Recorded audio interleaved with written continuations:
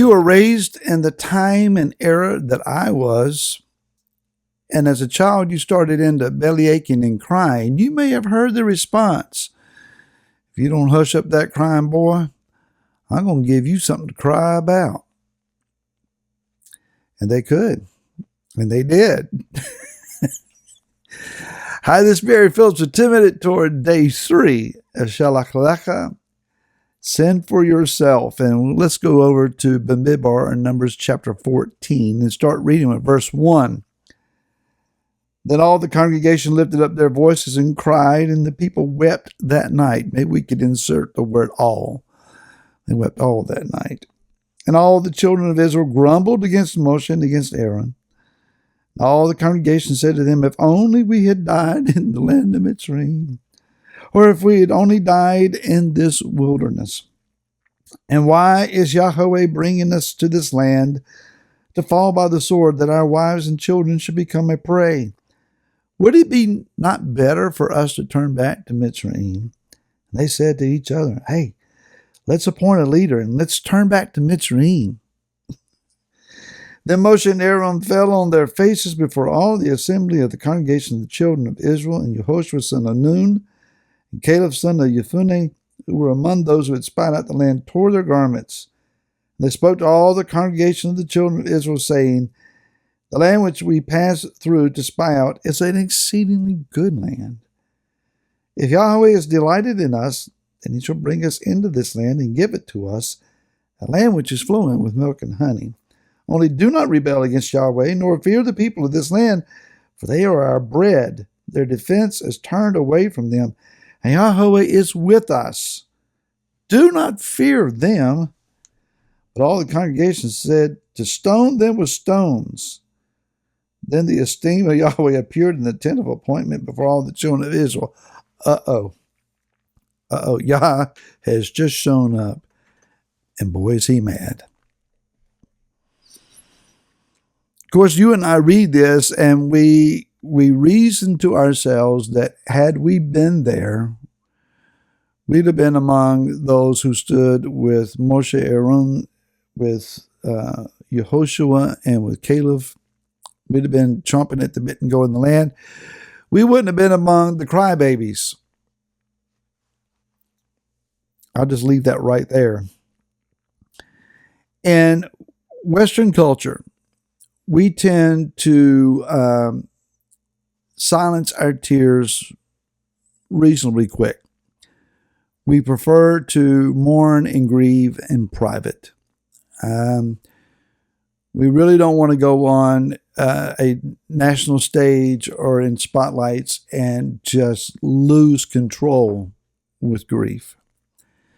If you've seen any newscast of tragedies, warfare in the Middle East, you know that it's a very demonstrative process to grieve.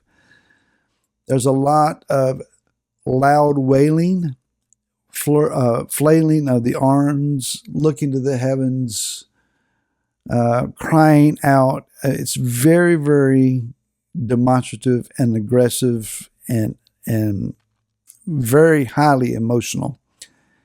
That's not to throw a stone at anyone who does things differently. That's just the way that they have traditionally, culturally been taught to grieve. So then, when we are talking about people weeping in their tents, Moshe and Aaron are not listening at night to soft boo-hoo, boo-hoos in the tents. There's no one saying, shh, it'll be all right. We'll get through this. No, there is this loud wailing. There is this very, very engaged process of beating the chest and throwing dust in the air and crying to the heavens and wailing to one another. And it goes on through the night. And Moshe and Aaron have listened to this, and they know they're not going to be able to stop it, and it's going to be bad before it gets better. The people began to question Why did he bring us out here to kill us? And why did he bring us out here just to make our wives and children slaves and prey to these giants? We should have just left good enough alone and died in Mitzrayim like we were supposed to. Or why didn't we just die in this wilderness already?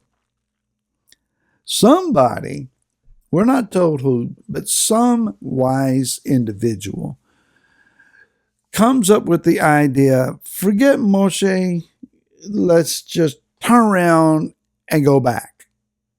We don't have to die out here. We can go home, quote unquote, and die in Mitzrayim.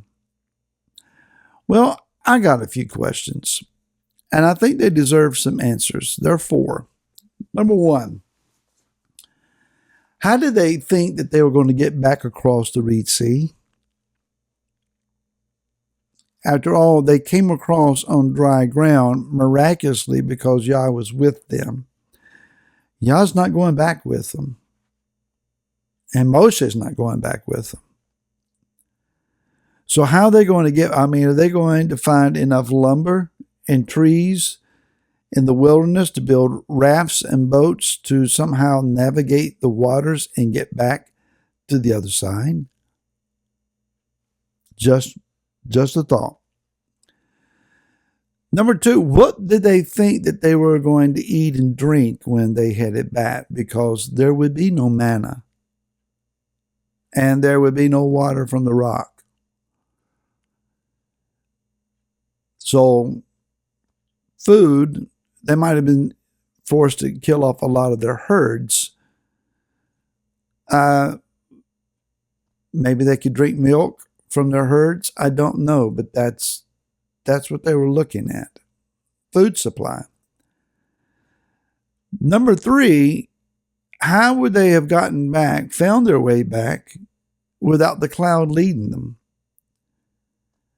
Were they going to just, look toward the horizon and guess? Again, when you turn away from what it is that Yah has destined for you and you're headed off in your own stubborn will, you're left to your own devices. But here's the fourth question, and I think this is extremely important. Do you think that they were planning on taking the Mishkan with them?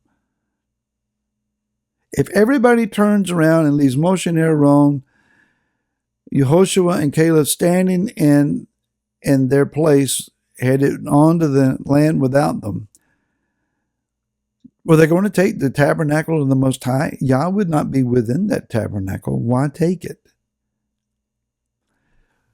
So the glory is gone, the food supply is gone, the navigation is gone, the miraculous is gone. And they're going to go back to Mitzrayim and say, we were wrong to ever leave you. Do you not think that the Mitzrites would exact some revenge? Whatever they imagined in the turnaround, let's go back home process, their allegiance was being declared right then and there. We're more heart-alleged, more faithful to our exile and the slavery found in it than into the hope and the promise of an inheritance that is prophetic and covenant declared to us. We say, well, that's them then, that's not us now. Oh, but yes, it is. I see over and over again this wailing and crying and grieving over the loss of nostalgic and sentimental America. And for those who live outside the United States, it may be the same for you and your nation. We look back to a yesteryear where we see the highlight reel of how great it was, forgetting the traumas and the turmoils and the challenges of the previous decades. And we think, if I could just only get back there, I believe things would be better. Are you going to leave off the glory and the anointing, the power, the calling, the provision, the hope, and the kingdom of what is just ahead of us? Are we going to give all of that up just to go back to yesteryear to where we think things are better? There is one place for us and one destination for us and one direction, And that's straight into the land of the giants, where Yah is going to do the miraculous, overcome our enemies, and give us what he has promised to us. There's no other way you go. And I hope you will be here tomorrow. And I'll see you then. Shalom.